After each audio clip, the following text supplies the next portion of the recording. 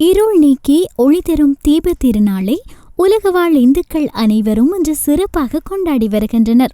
இந்நாளில் ஆதவன் வாசகர்கள், ஆதவன் தொலைக்காட்சி ரசிகர்கள் மற்றும் ஆதவன் வானொலி நேயர்கள் அனைவருக்கும் ஆதவன் குழுமத்தை தலைமை தாங்கி வழிநடத்தி கொண்டிருக்கும் மூத்த ஊடகவியலாளர்களான திரு இளையதம்பி தயானந்தா, திரு நடராஜா குருபரன் மற்றும் நிர்வாகிகள் அனைவருடனும் இணைந்து ஆதவன் குழுமம் தனது தீபாவளி நல்வாழ்த்துக்களை தெரிவித்துக் கொள்கிறது. தீபம் என்றால் ஒளி, விளக்கு. ஆவளி என்றால் வரிசை. வரிசையாய் விளக்கேற்றி இருள் நீக்கி ஒளி தரும் பண்டிகையே தீபாவளி ஆகும். மகாவிஷ்ணு தனது கிருஷ்ண அவதாரத்தில் நரகாசுரன் என்ற அரக்கனை கொன்ற தினத்தினை நரகாசுரனின் இறுதி ஆசைப்படி தீபாவளி திருநாளாக இந்துக்கள் கொண்டாடுகின்றனர்.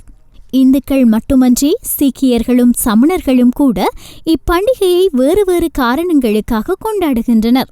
தீபத்தில் பரமாத்மாவும் நெருப்பில் ஜீவாத்மாவும் வாசம் செய்து அருள் தருவதாய் ஐதீகம். ஒவ்வொருத்தர் மனதிலும் ஒரு சில இருள் உள்ளது. அகங்காரம், பொறாமை, தலைக்கணம் போன்ற எதையாவது ஒன்றை அகற்ற வேண்டும்.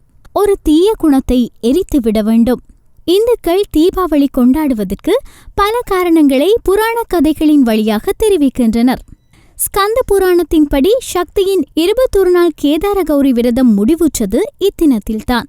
விரதம் முடிந்ததன் பின்னர் சிவன் சக்தியை தன்னில் ஒரு பாதியாக ஏற்று அர்த்தநாரீஸ்வர உருவம் எடுத்தார்.